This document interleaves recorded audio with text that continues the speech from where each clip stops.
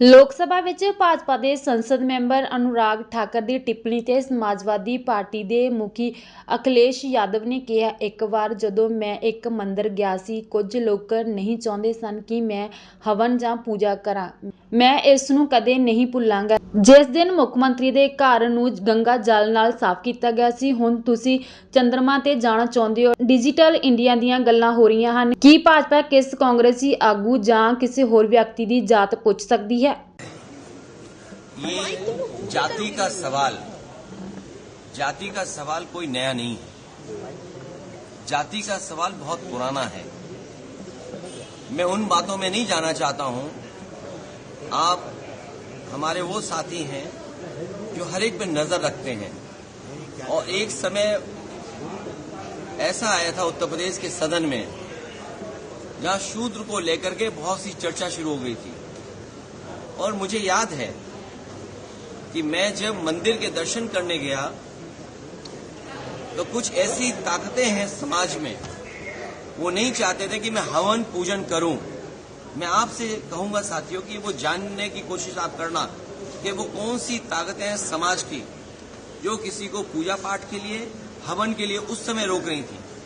और वो दिन मैं भूल नहीं सकता हूं जिस दिन मुख्यमंत्री आवास को गंगा जल से धोया गया था। मुझे कोई आज समझा दे, कोई जागरूक समझदार इंसान मुझे समझा दे कि किसी मुख्यमंत्री के घर को गंगा जल से कैसे साफ किया जा सकता है। मैंने लोकसभा के चुनाव में मैनपुरी में देखा कि बहुत सारे लोगों ने प्रतिमा को धोया था।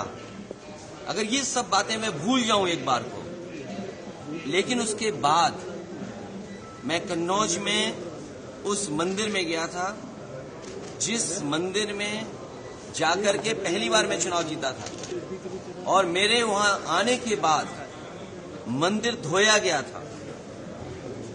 सोचिए, आप कल्पना कर सकते हो, जब आप चंद्रमा में जाना चाहते हैं, इलेक्ट्रॉन्स की बात कर रहे हो, डिजिटल इंडिया की बात हो रही हो, विश्व गुरु, अमृतकाल, विकसित भारत, और आप गंगा जल से धोएंगे मंदिर को।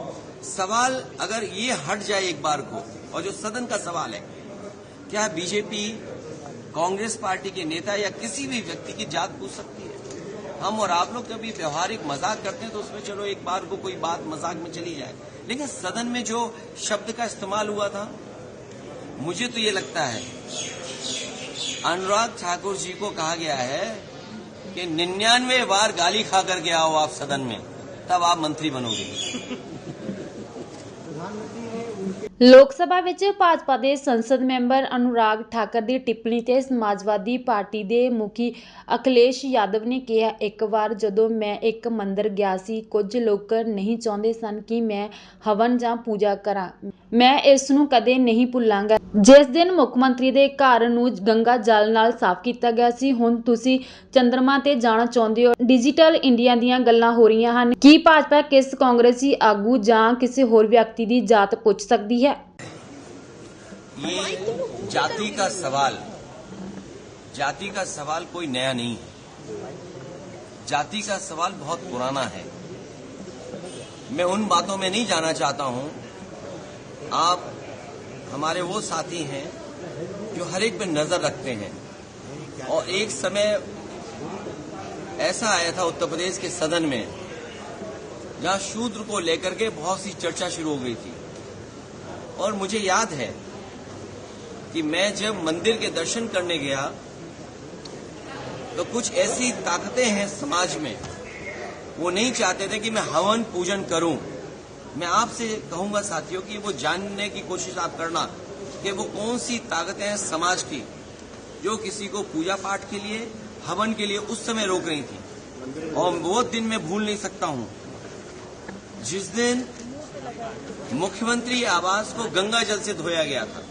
मुझे कोई आज समझा दे, कोई जागरूक समझदार इंसान मुझे समझा दे कि किसी मुख्यमंत्री के घर को गंगा जल से कैसे साफ किया जा सकता है। मैंने लोकसभा के चुनाव में मैनपुरी में देखा कि बहुत सारे लोगों ने प्रतिमा को धोया था, अगर ये सब बातें मैं भूल जाऊं एक बार को, लेकिन उसके बाद मैं कन्नौज में उस मंदिर में गया था जिस मंदिर में जाकर के पहली बार मैं चुनाव जीता था, और मेरे वहां आने के बाद मंदिर धोया गया था। सोचिए, आप कल्पना कर सकते हो, जब आप चंद्रमा में जाना चाहते हैं, इलेक्ट्रॉन्स की बात कर रहे हो, डिजिटल इंडिया की बात हो रही हो, विश्व गुरु, अमृतकाल, विकसित भारत, और आप गंगा जल से धोएंगे मंदिर को। सवाल अगर ये हट जाए एक बार को, और जो सदन का सवाल है, क्या बीजेपी कांग्रेस पार्टी के नेता या किसी भी व्यक्ति की जात पूछ सकती है?